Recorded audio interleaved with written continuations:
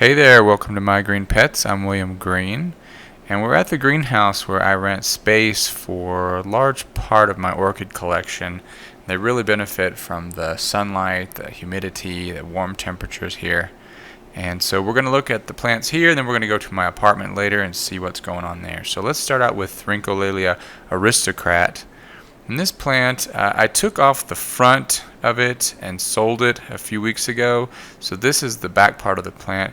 These two leaves do have some yellowing, but I'm not really concerned about that because they're older leaves and the bulbs themselves look good. If the bulbs were looking brown or something, then that would be a big deal. Stanhopea oculata is a really big plant with amazing flowers. And what I did is this plant has had some really nasty spots on it, and I've pretty much figured out that it's a fungal issue. So what I did was I sprayed the plant with Daconil, which is a type of fungicide. You can see the new leaves don't have spots on them. It's just the old leaves that have them, but they don't seem to be getting any better. So hopefully this fungicide will do something. Another plant that was affected by this fungus, probably maybe the same one. This is a Phalaenopsis schilleriana. I sprayed this plant with Physan for 2 weeks in a row, and I'm probably going to spray it again tomorrow. It appears that the fungus is no longer spreading on the leaves. It is putting out a new leaf and also some new roots. So I'm going to just keep a close eye on this, keep spraying it with disinfectant. Hopefully that's going to work. Another plant, this is Bulbophyllum lobbii. You can see the last leaf that it had did also have some spots on it. The new growths are nice and clean, so again, I'm spraying this plant with Physan once a week just as a preventative measure. Hopefully those new growths are going to stay clean. Well, this is Bulbophyllum echinolabium. I know it affectionately as Hal. And Hal has got 2 flowers open now, so those 2 spikes have synchronized. Hopefully that third one will get there soon, and then they'll all 3 open at the same time. Hal also has some spots on him, and I'm just looking very carefully at these. It's very possible that this same fungal infection has hit all of these different plants. So I'm treating them more or less the same. I'm spraying them with Physan 20, and hopefully we're going to see new growth coming out nice and clean, no more spots. Next to Hal, we've got these Catasetums. I've got 3 different types here. Mormodia Jumbo World. I've got this Fredclarkeara Desert Davison, looking just huge, and then this Cycnodes Wine Delight. All of these are so much further along than they've ever been this early in the year. I mean, we're only in the beginning of June.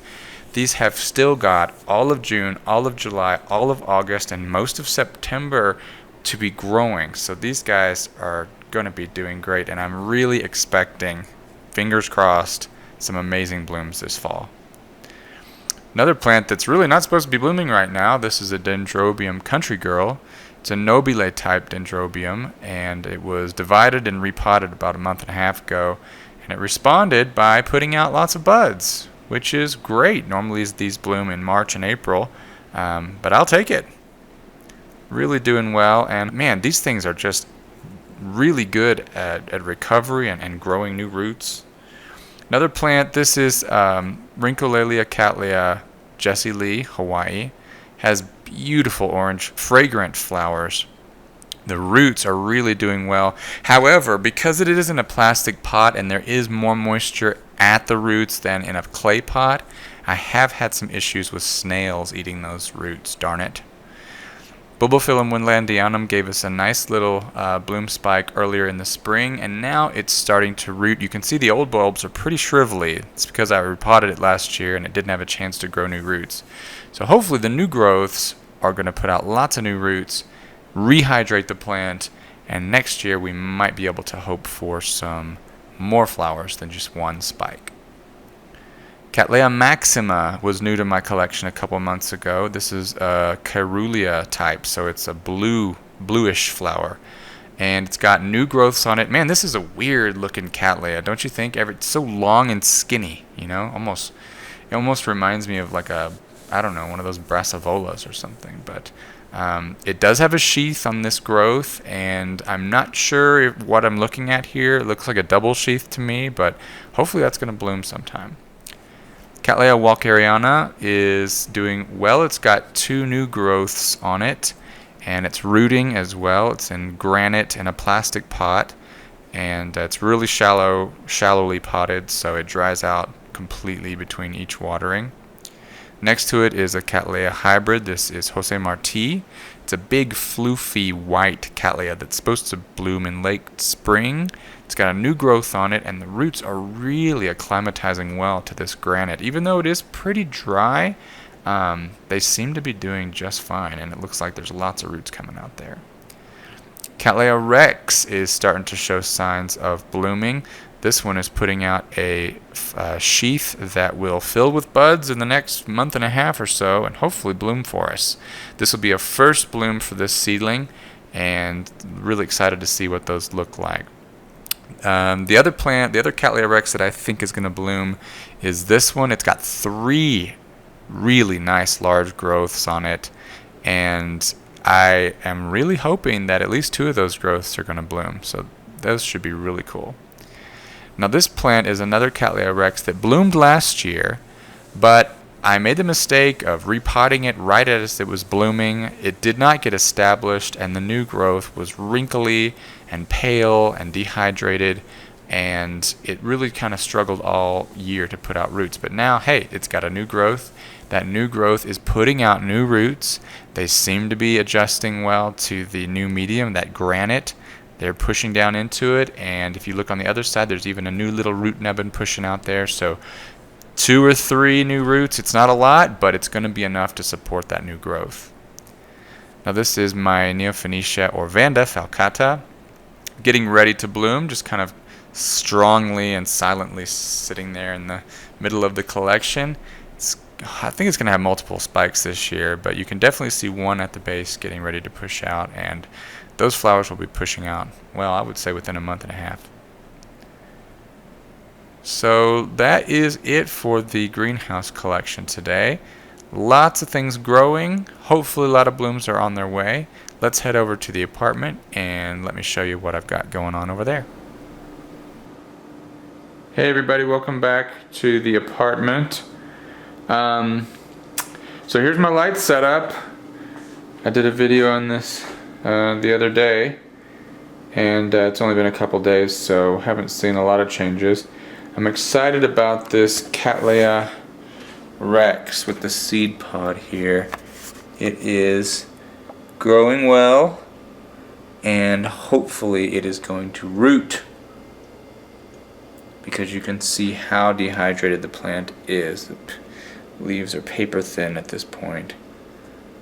So the seed pod has not shown any signs of splitting. It says they can go up to 360 days, basically a full year, which would put us at the beginning of August. So that's going to be a mystery how long that's going to take. The slipper orchids are looking pretty good. Everyone's growing. No one's showing any immediate signs of too much light or anything, so that's good. Still a struggle to keep the humidity up, but 33 is about twice what it was before. It was like in the 15 and 20 range, so we'll just have to see how they handle it. The problem is with the humidity, with increasing the humidity, I'm also going to have to increase airflow. They're not drying out as quickly as they were, which can lead to a whole bunch of new problems. My prime child showed me a little bit of darkening down here, some black spreading. I sprayed it with Physan. What happens is when the new leaves start pushing out of the green, the bottom leaves there, it tears it open when the new roots push out, and then they start to rot. So I need to maybe be more diligent about spraying those as the new roots are coming out to prevent that from happening, because nothing worse than when you get nice new growth, almost mature, almost blooming size, and then it starts to rot at the bottom. That's pretty frustrating. Cattail orchid, looking pretty good, getting big. And then this Phalaenopsis is finally showing some buds here. Got them all wrapped up. I'm trying to make the spike go up. Doesn't want to, it wants to curve. Oh well, we'll see what happens. I got my Mycology up here. It's looking so good. The leaves are so nice and big. Just great. Really happy with how it looks. I'm really trying to keep it dry. Water it and really let it dry out completely before watering it again. My other window, the phal that I got as a gift a couple weeks ago, all bloomed out. All the flowers are open. Looks really pretty. And then my little calancho over here. Man, this thing's been blooming since February, I think. Really great. Try to give it tons of sun. Okay guys, well thanks for stopping by as always. And I hope that you have a great week. Hope that things are going okay for you. And yeah, take care of yourselves, and we'll see you next time right here on My Green Pets. I'm William Green. Bye.